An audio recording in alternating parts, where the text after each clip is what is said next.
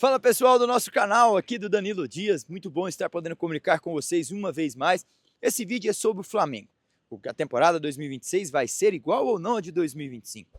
Primeiro, quero que você deixe o like, compartilhe, fique até o final do vídeo, porque vai valer a pena. Ah, e outra coisa, detalhe curioso, hein? Bacana, estamos fazendo um game do DD com um grupo de WhatsApp muito bacana, um aplicativo bem organizado, em que você pode interagir comigo, com o meu amigo Abner Luiz, lá de Belém do Pará, no qual estamos fazendo uma brincadeira muito sadia, e você também pode deixar os seus palpites. Vou deixar aqui abaixo o link do WhatsApp para você fazer parte do nosso grupo e também o link para você entrar no game do DD, baixar o aplicativo Panela FC, deixar os seus palpites. Ao final de cada rodada você vai ganhar a premiação. A premiação da primeira rodada foi R$100, da segunda 150 e da terceira em diante também vai ser só progressivo, com camisas, dinheiro, viagens e muita coisa legal. Então, não deixe de participar. Valeu? O Flamengo, que estreou em 2026 com seus titulares, digamos assim, tendo que fazer uma antecipação das suas pré-temporadas, suas preparações, digamos assim. Estreou com 9 dias de treino diante de um Vasco da Gama que havia necessidade de vencê-los para não ser rebaixado, digamos assim, do campeonato carioca, ou então estar na iminência de o ser. E aí os titulares voltaram, enfrentaram o freguês nato, que dos últimos 35 jogos o Vasco nem sequer sabe o que é vencer o Flamengo, 1-0, até aí tudo certo, uma estreia positiva, pensou, vai ser mais do mesmo. Vem o final de semana seguinte enfrentando o Fluminense, e aí veio o primeiro, pegou um time mais composto, um Zubeldia que entende de fato os seus jogadores, um Fluminense que quis o algo a mais, que os jogadores correram mais e venceu por 2-1.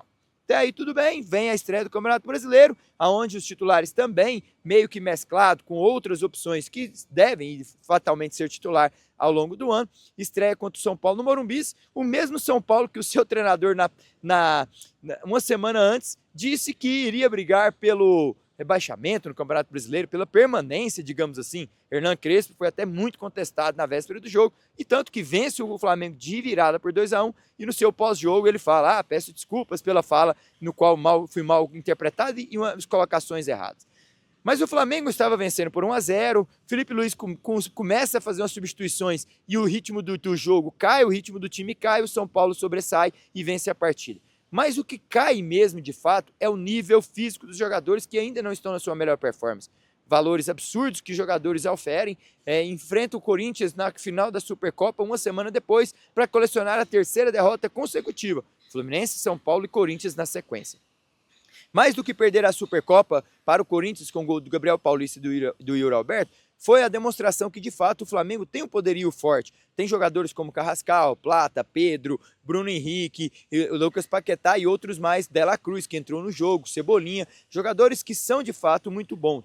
Esqueci do Luiz Araújo, hein? São tantos assim, mas que ainda não estão na sua melhor física. Mas será que a forma pragmática que o Felipe Luiz está imprimindo nesses jogadores, será que a forma normal e padronizada que esse Flamengo está se demonstrando ser ainda não deu liga para essa temporada 2026? É muito cedo, é muito remoto? Beleza, mas janeiro se foi com 3 derrotas, digamos, do time que pode ser titular e deve ser ao longo da temporada, digamos os galácticos, desse Flamengo, perdeu 3 jogos consecutivos. E detalhe, passou em branco contra o Flamengo, contra o Corinthians, fez 1 gol contra o Fluminense e 1 gol contra o São Paulo. E sofreu 6 gols em 3 jogos. Começa a ligar o sinal de alerta, Felipe Luiz que teve sua renovação de contrato, enfim. E nem em meio a esse percurso de derrotas, o Flamengo ainda fez uma contratação de 42 milhões de euros para Lucas Paquetá.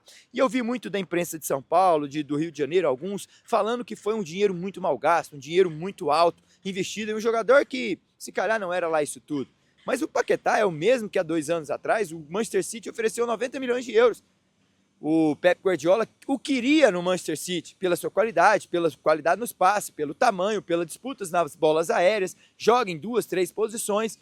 E detalhe, antes dele vir para o Flamengo, Tottenham ofereceu 70 milhões, o Chelsea ofereceu 50 milhões mais um dinheiro em jogador que é avaliado em 18 milhões de euros, o Aston Villa o queria também e ele não. Optou pelo Flamengo, disse que o Flamengo se calhar não precisava dele, mas ele sim do Mengão.